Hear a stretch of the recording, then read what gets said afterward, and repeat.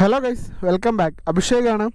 So guys, ഇന്ന് നമ്മുടെ video നിങ്ങൾ തംബ്നെയിലിൽ കണ്ട പോലെ തന്നെ നമ്മുടെ ടയർ അപ്പോളോ ട്രാംബ്ലർ റെസ്റ്റ് എന്ന് പറയുന്ന ടയർ മാറ്റിയിട്ട് ഓൾമോസ്റ്റ് 7000 കിലോമീറ്റർ നമ്മൾ കവർ ചെയ്തിട്ടുണ്ട് കേട്ടോ. അപ്പോൾ അതിനെ പറ്റിയിട്ടുള്ള ഒരു റിവ്യൂവും പിന്നെ ഒരു റേഡിയൽ ടയറും നോൺ റേഡിയൽ ടയറുമായിട്ടുള്ള ഒരു കമ്പാരിസണും കൂടിയാണ് ഞാൻ ചെയ്യാനായിട്ട് പോകുന്നത്. അതായത് എന്താണ് റേഡിയൽ ടയറും നോൺ റേഡിയൽ ടയറും തമ്മിലുള്ള ഒരു ഡിഫറൻസ്, അതാണ് ഞാൻ ചെയ്യാനായിട്ട് പോകുന്നത് കേട്ടോ. സോ ഗൈസ്, നമുക്ക് എന്തായാലും വീഡിയോയിലോട്ട് പോകാം. വീഡിയോയിലൂടെ നമ്മുടെ ചാനൽ ആദ്യമായിട്ടാണ് നിങ്ങൾ ആരെങ്കിലും കാണുന്നതെങ്കിൽ ചാനൽ സബ്സ്ക്രൈബ് ചെയ്യുക, തുടർന്ന് ബെല്ലൈക്കൺ എനേബിൾ ചെയ്യുക. എനിക്ക് മാത്രം നമ്മൾ അപ്ലോഡ് ചെയ്യുന്ന പുതിയ വീഡിയോസ് നോട്ടിഫിക്കേഷൻ ലഭിക്കുള്ളൂ. മാത്രമല്ല നമ്മുടെ ഇൻസ്റ്റാഗ്രാം ഐഡിയും വാട്സ്ആപ്പ് ഗ്രൂപ്പും കാര്യങ്ങളും ഡിസ്ക്രിപ്ഷനിൽ ജസ്റ്റ് ഒന്ന് കയറി പവർ ആകട്ടെ. നമ്മുടെ വാട്സ്ആപ്പ് ഗ്രൂപ്പിൽ ജോയിൻ ചെയ്താൽ ബൈക്ക് റിലേറ്റഡായിട്ടുള്ള എന്ത് സംശയവും അവിടെ ക്ലിയർ ചെയ്യാം. സോ വീഡിയോയിലോട്ട് പോകാം.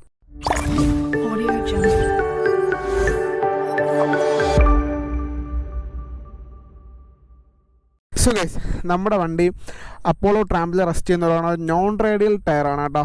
അത് ആദ്യമേ തന്നെ പറയണം. അപ്പോളോ ട്രാംബ്ലർ റെസ്റ്റ് എന്ന് പറയുന്ന ടയർ നമ്മളെ വണ്ടിയിൽ ഇൻസേർട്ട് ചെയ്തിട്ട് ഏകദേശം ഒരു 7050 കിലോമീറ്റർ 7050 കിലോമീറ്റർ ഞാൻ കവർ ചെയ്തിട്ടുണ്ട്. ഞാൻ കറക്റ്റ് കിലോമീറ്റർ നോട്ട് ചെയ്തിട്ടുണ്ട്. കാരണം എനിക്ക് കറക്റ്റായിട്ട് തന്നെ നിങ്ങൾക്ക് പറഞ്ഞു തരണം. അതുകൊണ്ട് വേണ്ടിയാണ് ഞാനൊരു കിലോമീറ്റർ കറക്റ്റ് നോട്ട് ചെയ്തത് കേട്ടോ. സോ നമുക്ക് വീഡിയോയിലോട്ട് പോകാം. വീഡിയോയിലോട്ട് നമ്മുടെ ആദ്യം തന്നെ പറയാനുള്ളത് എന്താണ് റേഡിയൽ ടയറും എന്താണ് നോൺ റേഡിയൽ ടയറും. റേഡിയൽ ടയറും നോൺ റേഡിയൽ ടയറും തമ്മിൽ പെട്ടെന്ന് കാണുമ്പോൾ നമുക്ക് വലിയ വ്യത്യാസം തോന്നില്ല. പക്ഷേ ടയറിനെ പറ്റി അറിയാമെന്നുള്ള അല്ലെങ്കിൽ ബൈക്കിനെ പറ്റി അറിയാമെന്നുള്ള ഒരാൾ കാണുമ്പോൾ ഉറപ്പായിട്ടും അത് ഐഡൻറ്റിഫൈ ചെയ്യും. ബിക്കോസ് കാണുമ്പോൾ തന്നെ നമുക്ക് നോൺ റേഡിയലും മനസ്സിലാവും. പക്ഷേ അത് എല്ലാവർക്കും അങ്ങനെ മനസ്സിലാവണമെന്നില്ല. ചിലർക്ക് മാത്രം മനസ്സിലാവും. പക്ഷേ നമുക്ക് അതിൽ ആൽഫബറ്റ്, അതായത് നമ്മുടെ ടയറിൻ്റെ സൈസ് എഴുതിയിരിക്കുന്ന ഒരു ഭാഗം ഉണ്ടല്ലോ, ഞാൻ കാണിച്ചു തരാം. ഇതിൽ ടയറിൻ്റെ സൈസ് എഴുതിയിട്ടുള്ളതെന്ന് വെച്ചിട്ടുണ്ടെങ്കിൽ ഇവിടെയാണ് കേട്ടോ.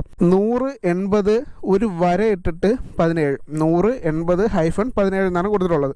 ഇനി റേഡിയൽ ടയറിലോട്ട് പോവുകയാണെങ്കിൽ 100-80 ഈ ഹൈഫൺ കിടക്കുന്നിടത്ത് ഒരു 6 ആയിരിക്കും.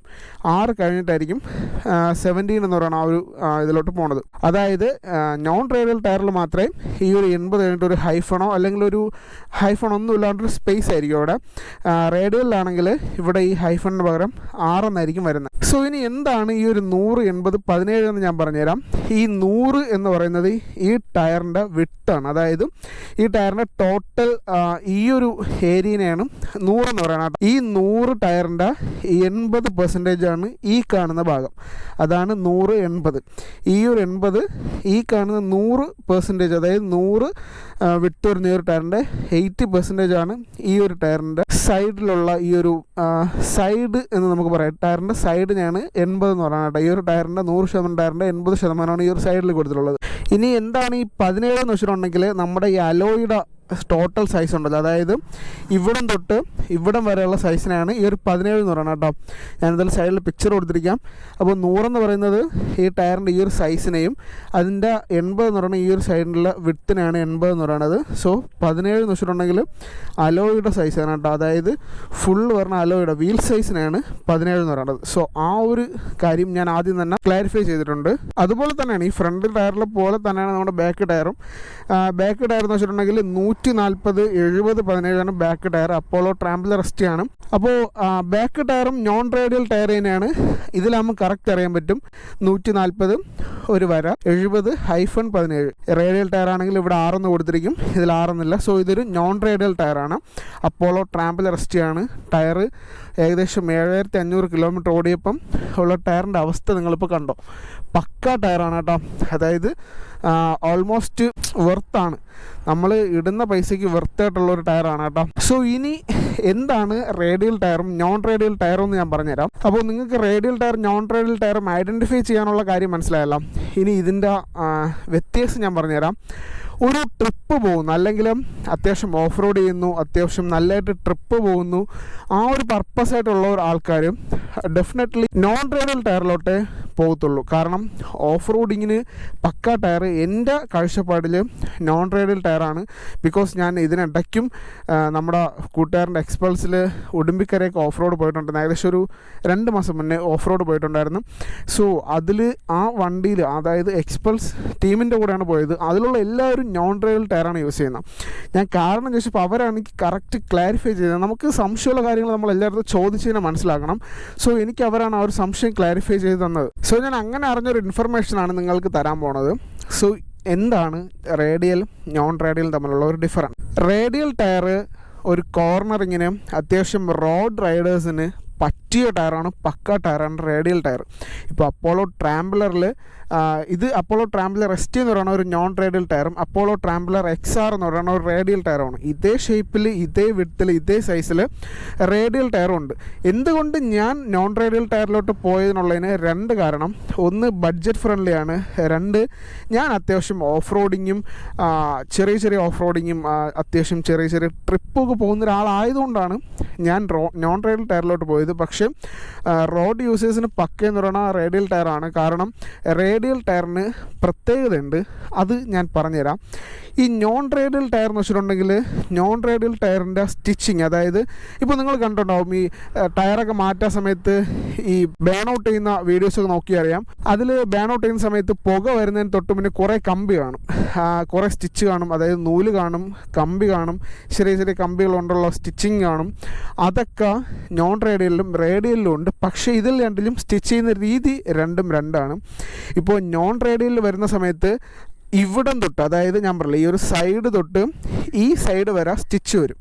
അതായത് ഇങ്ങനെ ഒരു സ്റ്റിച്ച്, ഇങ്ങനെ ഒരു സ്റ്റിച്ച്, അതായത് ഇങ്ങനെ ഒരു സ്റ്റിച്ച്, ഇങ്ങനെ ഒരു സ്റ്റിച്ച്, അങ്ങനെയാണ് സ്റ്റിച്ച് ചെയ്യുന്നത്.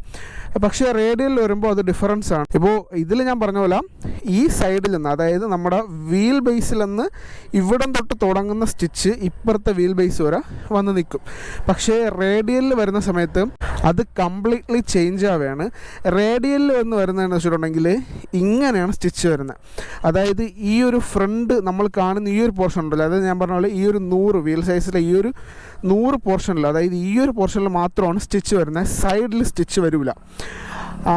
അതിനുള്ള കാരണം പറഞ്ഞുതരാം. അപ്പം നിങ്ങൾ ചോദിക്കും എന്തുകൊണ്ടും നോൺ റേഡിയലല്ലേ ബെസ്റ്റ് എന്ന്. ഞാൻ പറഞ്ഞുതരാം. ഈ ഒരു സൈഡിൽ 2 സ്റ്റിച്ച് വരും. നമുക്കിപ്പോൾ നോൺ റേഡിയലിൽ ഇങ്ങനെ ഒരു സ്റ്റിച്ച്, ഇങ്ങനെ ഒരു സ്റ്റിച്ച്, അതായത് ഇങ്ങനെ ഒരു സ്റ്റിച്ച്, ഇങ്ങനെ ഒരു സ്റ്റിച്ചാണ് നോൺ റേഡിയൽ പറഞ്ഞത്. ഇനി റേഡിയലിലോട്ട് വരുമ്പോൾ ഇങ്ങനെ ഒരു സ്റ്റിച്ച്, ഇങ്ങനെ ഒരു സ്റ്റിച്ച്, അതായത് ഇങ്ങനെ ഒരെണ്ണം, ഇങ്ങനെ ഒരെണ്ണം, അങ്ങനെയാണ് നോൺ റേഡിയൽ സ്റ്റിച്ച് വരുന്നത്. പക്ഷേ ഈ ഒരു ഇത്രയും പോർഷനിൽ മാത്രമേ നോൺ റേഡിയൽ സ്റ്റിച്ച് വരൂ, ഈ ഒരു സൈഡിലോട്ട് വരില്ല.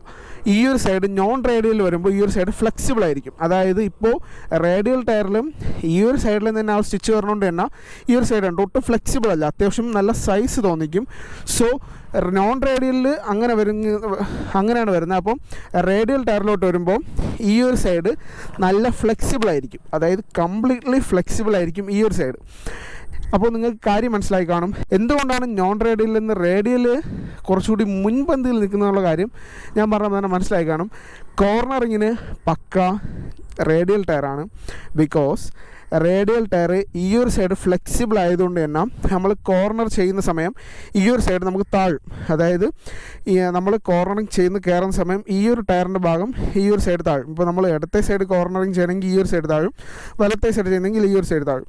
പക്ഷേ റേഡിയൽ ടയറിൽ, അതായത് നോൺ റേഡിയൽ ടയറിൽ വരുമ്പോൾ കംപ്ലീറ്റ്ലി ഡിഫറൻ്റ് ആണ്, താഴത്തില്ല.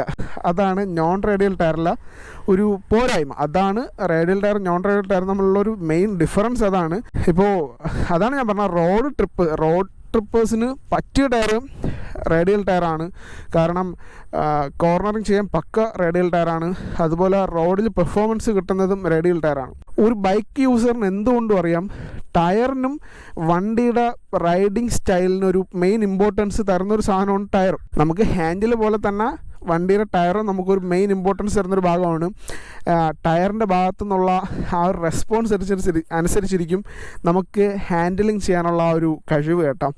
അപ്പോൾ ഞാൻ പറഞ്ഞ പോലെ നിങ്ങളൊരു റോഡ് റൈഡേഴ്സ് ആണെങ്കിൽ, ഒരു കോർണറിങ് അടിച്ച് അത്യാവശ്യം സ്റ്റൈലിലൊക്കെ പോകാൻ ഉദ്ദേശിക്കുന്ന ഒരാളാണെങ്കിൽ definitely you will make buy Apollo Tramplr XR.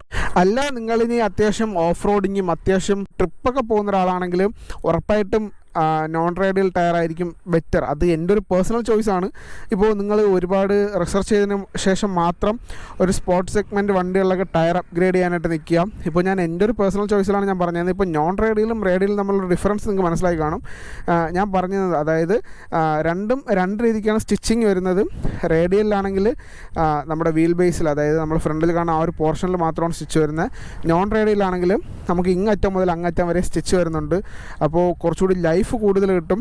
അത് നോൺ റേഡിയലിനാണ് കിട്ടുന്നത്. റേഡിയൽ ടയർ നോൺ റേഡിയലിനെ അപേക്ഷിച്ച് കുറച്ചുകൂടി ലൈഫ് കുറവായിരിക്കും. അതാണ് ഒരു മെയിൻ പോരായ്മ.